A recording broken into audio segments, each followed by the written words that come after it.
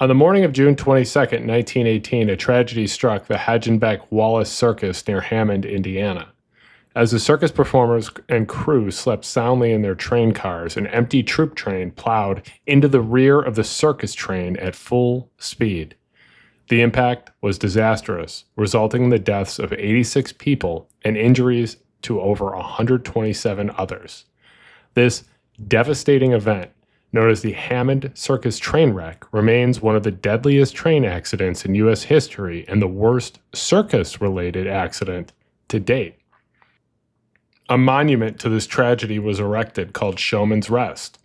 Showmen's Rest is located within Woodlawn Cemetery in Forest Park, Illinois, and it's dedicated to the circus performers who lost their lives.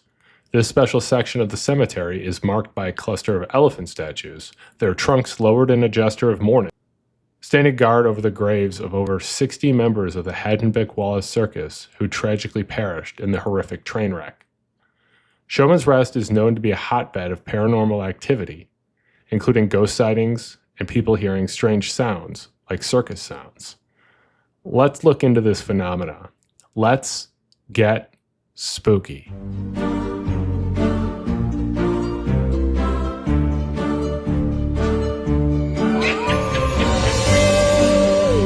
Hey, spooky people. It's your best friend Kenny here.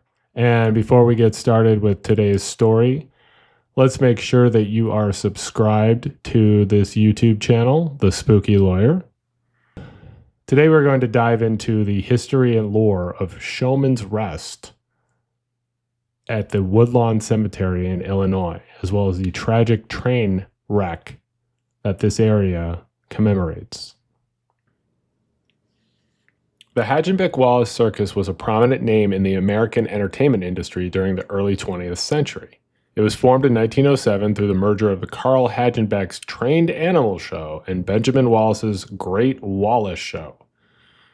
The circus quickly grew into a spectacle that captivated audiences across the nation. It evolved into a traveling city of over 20 tents, employing 1,000 workers and performers from diverse backgrounds, and featuring hundreds of trained animals. The circus toured extensively, performing in over 100 cities each season before settling in Indiana for the winter. What a place to spend your winter, Indiana. Carl Hagenbeck was a pioneer in animal training, and he introduced a revolutionary approach that emphasized rewards rather than fear. His humane animal training method was in stark contrast to prevailing practices at the time, and contributed to the circus's reputation for its impressive animal acts. I like that. Benjamin Wallace was a shrewd entrepreneur and brought his business acumen and showmanship to the partnership. He helped solidify the circus's standing in the entertainment world. Wallace's entrepreneurial spirit was evident in his legal battles, such as the Supreme Court case involving his copyright for advertising posters, Blystein versus Donaldson Lithographing Company. The circus faced its share of challenges, including the loss of 8 elephants, 21 lions and tigers, and 8 performing horses in the Great Flood of 1913. Despite these setbacks, the Hagenbeck-Wallace Circus continued to thrive, captivating audiences with its impressive performances and innovative approach to animal training. Now, to understand the context of the train wreck, you have to understand the state of railway technology and safety standards in 1918. The early 20th century was a period of rapid development in the American railway system, but safety regulations hadn't really caught up. The Safety Appliance Act of 1893 mandated the use of air brakes and automatic couplers on all trains, which led to a significant reduction in accidents. However, other safety measures were lacking. Wooden train cars were still prevalent in 1918, despite their obvious vulnerability to fire and damage in collisions. The ICC report on the Hammond Circus train wreck would later highlight this danger, but it would take several more decades for wooden cars to be fully phased out. Locomotive and car designs based on the United States Railway Administration standards of 1918 would define railroading throughout the 1960s.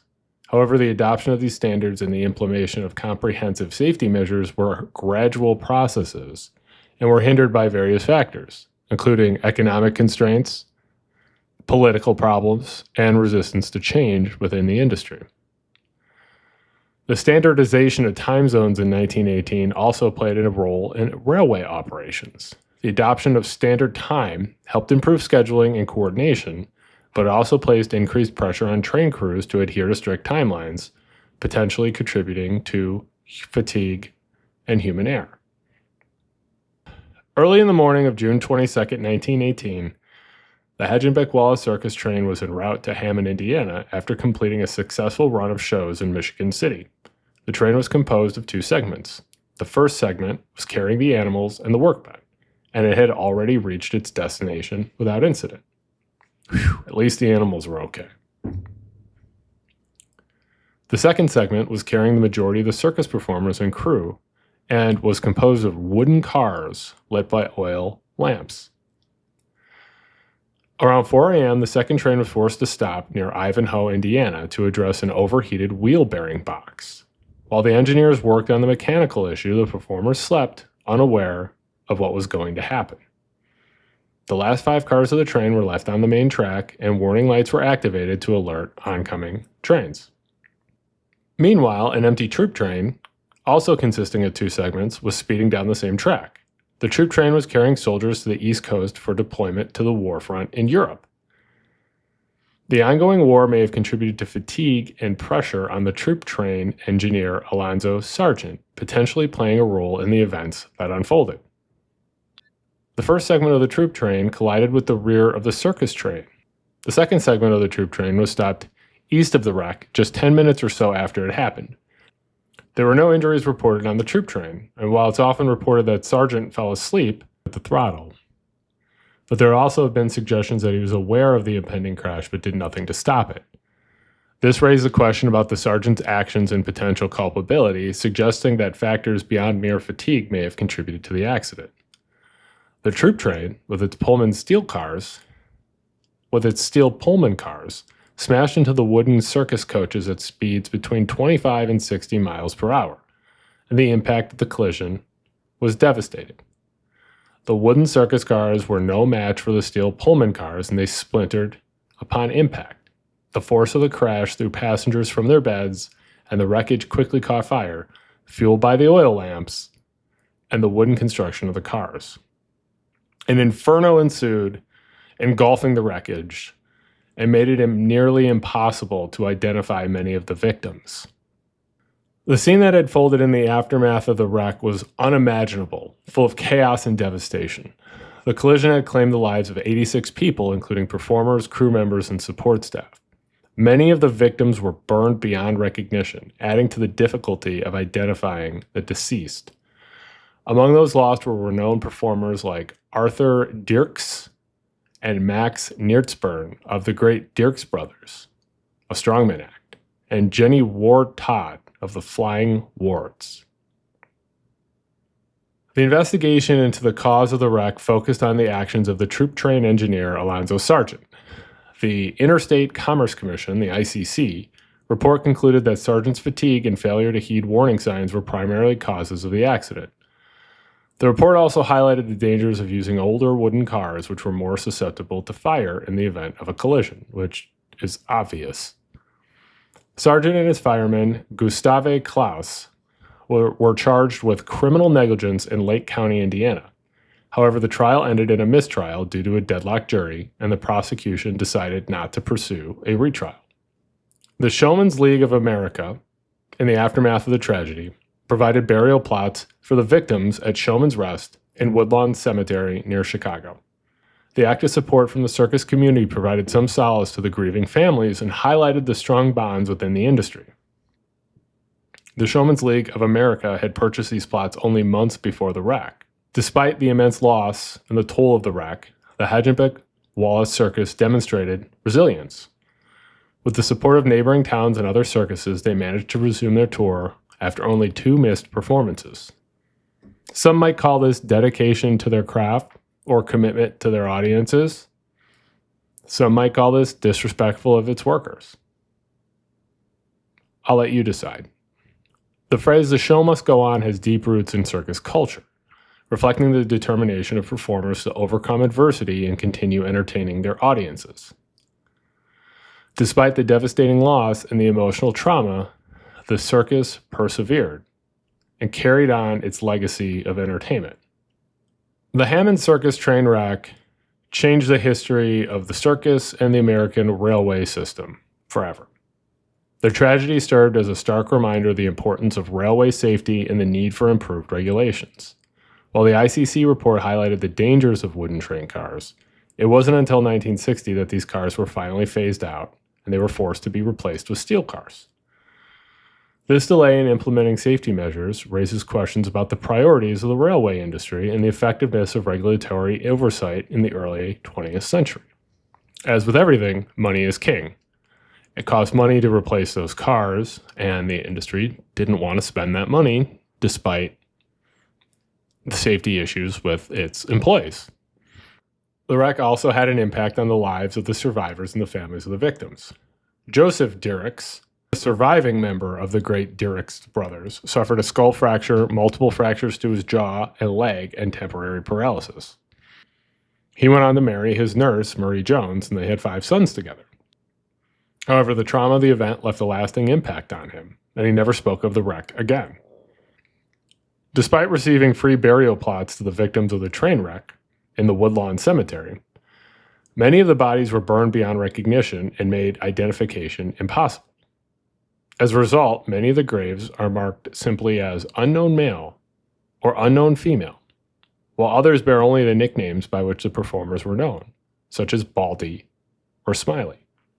A monument was erected of 5 imposing granite elephants, their trunks lowered in a gesture of mourning, to stand guard over the mass grave. This area of Woodlawn Cemetery has become a focal point for paranormal activity.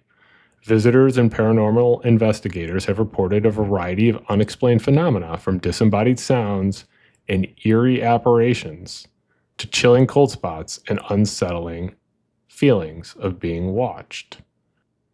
One of the common reports are circus-related sounds.